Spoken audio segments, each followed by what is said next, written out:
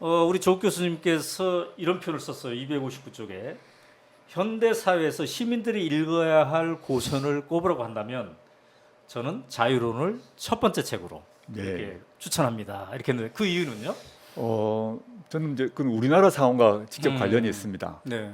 우리나라에서는 이제 권위주의 또는 독재 정권이 오래 계속되다 보니까 네. 자유 또는 네. 자유주의라고 하다 보면 그 의미를 좀 왜곡되게 해석하는 경우가 많습니다. 네. 근데 자유를 기업의 무제한의 자유라고 이해를 하거나 또는 자유주의 그러면 반공자유주의라고만 이해하는 경향이 강합니다. 지금도 여전하죠. 네. 그런데 자유주의의 성부라고 할 수 있는 미래 생각을 보면 전혀 그런 게 아닙니다. 사상의 자유, 표현의 자유, 언론의 자유를 최대한 보장하라라는 네. 얘기를 계속 강조를 하고 있거든요.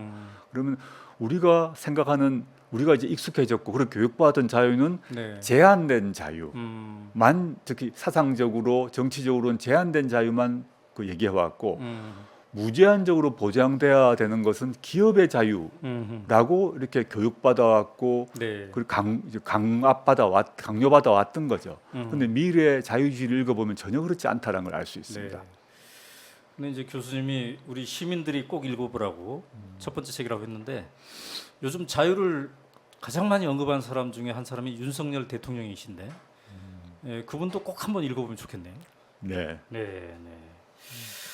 자, 그런데 이제 밀은 이렇게 권력으로부터의 자유 이런 것도 주장했지만 대중으로부터의 자유 맞습니다. 이런 것 그다음에 일반 개성에 대한 일반의 무관심, 집단 속에서 매몰된 개인 이런 것에 대해서도 뭔가 경종을 울리는 그러니까 자유의 폭이 권력자로부터의 자유뿐만 아니라 우리 내부에서의 자유 이런 것들도 강조를 한 그런 측면이 있군요. 매우 중요한 지적이었던 네. 것 같은데요. 네, 통상 이제 자유 그러면 국가 권력, 왕, 권력자로부터의 자유를 강조를 할 수밖에 없는데 그걸 물론 강조를 합니다. 네, 그러면서 밀은 당시 영국은 대중민주주의가 이제 안착되어 하는 과정 아니겠습니까? 네. 그러니까 다수 대중이 생각하는 의식, 관습 네. 때문에 소수자가 억압받고 소외되는 것을 포착한 것입니다.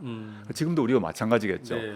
즉 정치적인 자유란 거 외에 사회 문화적으로 다수파가 강조하고 주장하고 그 이렇게 강요하는 문화, 관습, 네. 관념이 있지 않겠습니까? 네, 네. 그런 걸로부터도 자유로워야 된다라고 밀은 강조했던 것입니다. 네. 자, 그런 점에서 303쪽에 교수님이 이근식 교수의 상생적 자유주의에 대한 언급을 하시더라고요. 네, 네. 그러니까 지금 자유라는 이름이 너무 값싸게 또 잘못된 방향으로 소비되고 있는 것에 대해서 상생적 자유주의를 대안으로 이렇게 제시를 하고 계시는데 조금 좀 설명을 하시자면요. 조금 어려울 수 있는 말인데요. 네, 네. 그러니까 우리에게 지금 필요한 것은 뭐 기업의 자유만 강조하는 자유주의. 네, 라는 게 아니라 또 가진 자만 자유롭게 사는 네, 그게 아니라 가진 자와 못 가진 자, 강자와 약자들이 네, 조화롭게 그리고 그들의 권력이 적정하게 서로 유지될 수 있는 정도의 자유주의가 최소한 필요하다라고 이제 보는 것이고요. 네, 이근식 교수님의 그런 상생적 자유주의의 뿌리는 네. 우리가 많이 알고 있는 존 롤즈의 정의론에 나옵니다. 그 뿌리가 거기 있는데 네, 그 존 롤즈의 정의론은 그분은 자유주의자인데 그 자유 어떤 자유주의냐면 평등적 자유주의자라고 보통 평가받습니다. 그래서 아까 루소나 몽테스키에가 자유와 평등을 동시에 강조했던 것처럼 네, 우리 현대 사회에 필요한 것은 그냥 자유주의, 즉 네. 우리가 권위주의적으로 권위주의 체제가 이제 강조했던 그런 자유주의가 아니라 특히 빈익부, 부익부가 지금 문제가 된 이런 사회에서는 네. 평등을 동시에 강조하는 그런 자유주의 그게 필요하다 이런 취지로 저는 알고 있습니다. 네.